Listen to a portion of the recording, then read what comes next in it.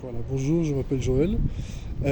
Nous avons le frère ici, Ferdinand. Ferdinand, que Dieu le bénisse.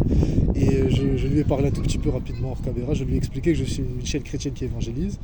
Et justement, moi je commence, j'ai eu ma question.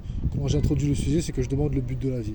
Après, si vous voulez répondre, vous pouvez commencer par ça, parce que je lui ai déjà expliqué le thème de la vidéo, mais on peut commencer par ça si vous voulez. D'accord. Je commence par. Le but de la vie. Quel serait le but de la vie pour vous?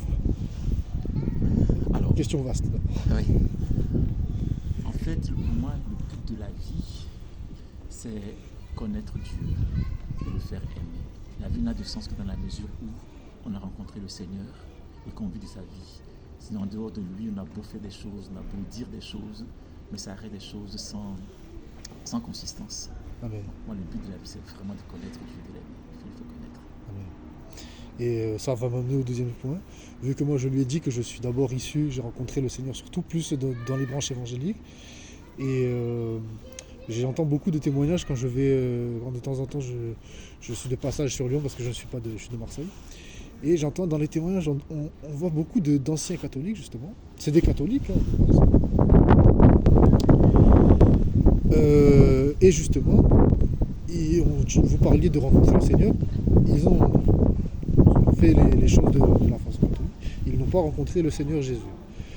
Et ça donne lieu justement à voilà, des débordements, des frères et des pasteurs qui commencent à dire que les catholiques sont des fausses doctrines, etc. etc. Bon, tout ça, ce n'est pas ce que l'apôtre nous dit de faire, on ne doit pas se dénoncer. Mais justement, qu'est-ce qu'on pourrait faire? Et le thème qu'on revienne, c'est que c'est des personnes qui prient beaucoup la Vierge. Ils disaient, je prie beaucoup, beaucoup, beaucoup la Sainte Vierge, mais ça ne nous a pas fait rencontrer le Seigneur. Qu'est-ce que vous pourriez dire dessus, sur ça? Alors, sur ce point, je pense qu'il est fondamental de faire une différence entre ce que moi j'appelle la religiosité et puis afin de pouvoir en fait manifester notre foi. Mais cela ne nous donne pas forcément cette spiritualité qui nous permet de faire une rencontre avec le Seigneur. Une vie spirituelle commence réellement lorsqu'on va faire une rencontre primordiale avec le Seigneur. Et le pape lui-même le dit que le but de la vie chrétienne consiste d'abord à avoir fait cette expérience-là avec Dieu. Alors oui, il peut arriver que des personnes aient prié la Vierge Marie et qu'elle n'ait pas reçu gain de cause.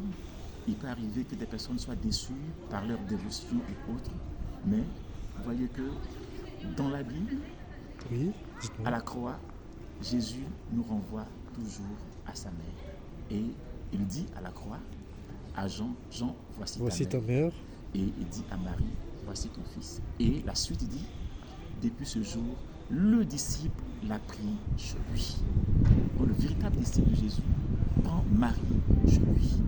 Alors, ce n'est pas juste le fait de faire le chapelet, mais Oui. prier Marie, c'est imiter justement toutes les vertus de Marie. C'est ce qui nous permettra de pouvoir recevoir les grâces de Dieu. Mais quelles sont Donc, ces vertus justement? mais ces vertus, pour nous, Marie est avant tout modèle en fait d'humilité. Oui. Donc, une des vertus, c'est bel et bien être humble. Si nous ne sommes pas humbles, comment voudrions-nous que Dieu nous exauce? La deuxième chose, c'est que Marie est pour nous modèle de la foi. Elle est modèle de la foi en ce sens que quand on lit le prologue de Saint Jean,